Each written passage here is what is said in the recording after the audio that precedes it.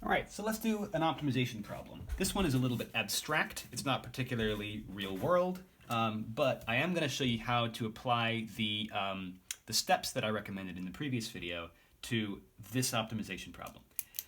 So the problem is find two numbers. Okay, we're looking for two numbers such that the sum of the first and the square of the second is 54. So this is the sum of the first number and the second number squared is 54. And then their product is a maximum. So step one is draw a diagram and label constants and variables. Admittedly, in this problem, there's really no diagram to draw, so I'm not going to draw a diagram. But what I am going to do is write down the quantities that are relevant to this problem. We have the two numbers, x and y, okay? Those are the two numbers that we're looking for. And then we also have the product, right? The product of those two numbers, which I'm going to call P, and write that as their product.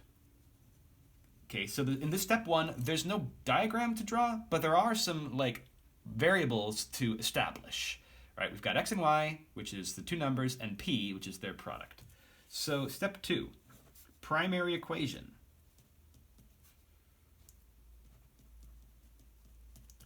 This is the step where you think about what is the quantity that you're trying to optimize.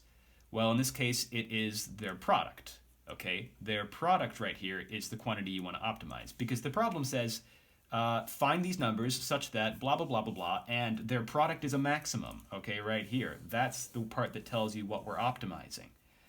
So for that, I want to write P.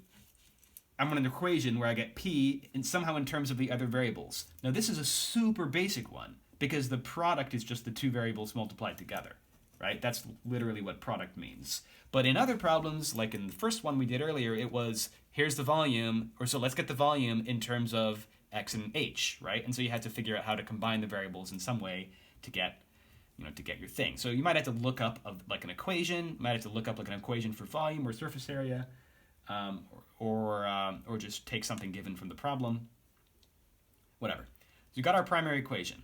Now let's get our secondary equation. So this would be step three, get the secondary equation. And for this we want to look to the constraint. So the constraint in this problem is, I'll highlight it in red here, the sum of the first number and the square of the second is 54. Okay, how do you recognize that as the constraint? Good question. I mean, it's just for one thing, it's not the thing you're trying to optimize, but it is just some other information you're given. I mean, that's a constraint, right? If you're told any other information, like if you're given any other facts about these variables, that is not just the thing you're trying to optimize, then that's probably a constraint. All right. So let's take that sentence and sort of convert that to an equation here. The sum of means we're going to be adding some things together. And well, what are we adding? Well, the first number, which is x, and then the square of the second number, which would be y squared. So that's what we're doing. And then what is that? That's supposed to equal 54. See? So I just translated that sentence directly into an equation. That's my secondary equation.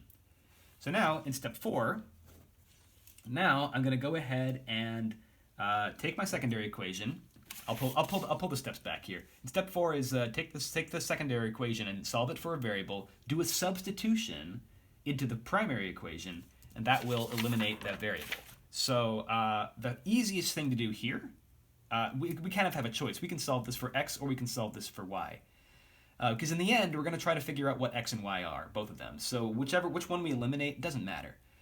But I think the easiest thing to do here is solve this for x. So I'm going to subtract the y from both y squared and get x is 54 minus y squared. So then, getting back to my primary equation here, p is going to be 54 minus y squared times y. All right? So I have taken my primary equation, I've substituted in for x the equation that I got from the secondary equation. So now, simplifying that, p is 54y minus y cubed. There we go. 54y minus y cubed.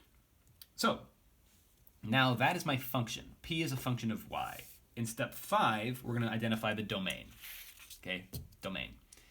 Now in this problem, this is not being a real-world scenario. There's no constraints on what the domain can be. Like the value of y here could be anything. It's just find two numbers. So since any real number is valid, my domain is going to be negative infinity to infinity. Okay, determining this information is useful because it means that we now know the closed interval method is off limits. We don't have a closed interval in this problem. So we're not going to be able to solve it like we solved the first example. We're going to have to use some other strategy from chapter 4. We're going to have to use like the first derivative test or maybe the second derivative test.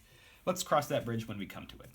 So now step 6 is to find the critical numbers, right? Well, to find my critical numbers, the first thing I need to do is get a derivative. So p prime of y. Okay, this is p. If this is p of y, I didn't write p of y, but let's put of y in there. There we go. This is p of y. It's a function of y. Its derivative with respect to y is what we're going to do. You always differentiate with respect to whatever variable you got the function in terms of, right? So we narrow this down to y. So that's why we're differentiating it with respect to y. And we're going to get here 54 minus 3y squared. So now, going with that, so p prime is never undefined because it's a cubic polynomial. But p prime will equal 0 when 3y squared is going to equal 54, which, solve that for y, you get y is going to equal plus or minus, I'm consulting my notes over here, plus or minus 3 times the square root of 2. Okay, those are two critical numbers. So we have two critical numbers. I can't throw out either of them because I don't have any restricted domain that I need to be looking at, right? It's just all real numbers. So we've got two values. So now in step 7, we have to decide, are we going to do a sign chart? Like, are we going to do the first derivative test and do a sign chart? Or are we going to do like the second derivative test?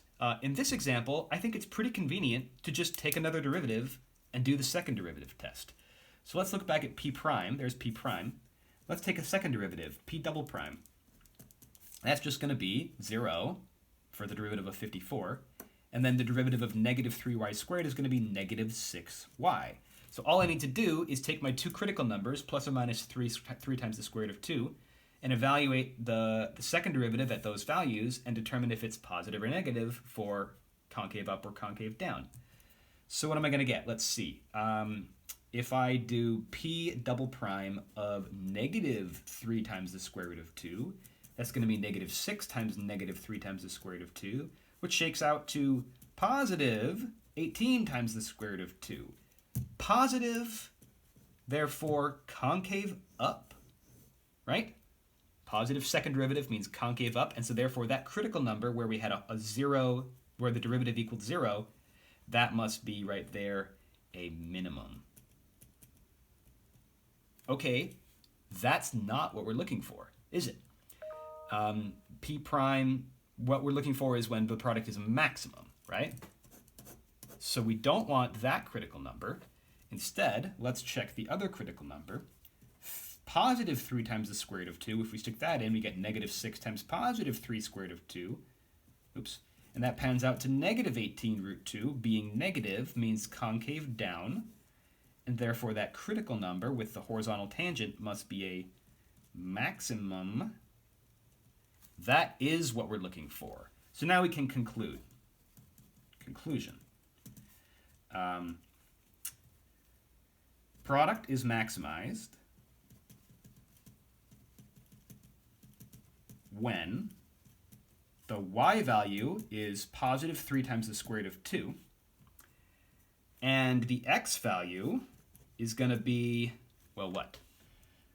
What would the x value be? Let's go back to our constraint. We said our constraint was, our constraint secondary equation here was x plus y squared equals 54. We did already solve that for x over here. Let's take a look at this, right? We solved that for x in terms of y. So if I take the y value, 3 times the square root of 2, if I stick that back in here, let's see what I get. I'm going to get 54 minus, in parentheses, 3 times the square root of 2. And I'm being lazy right now. I could do this by hand, but that's going to be 36. So we should get x equals 36. And there's our answer. So that was doing an optimization problem, working through step by step. Let's do some more.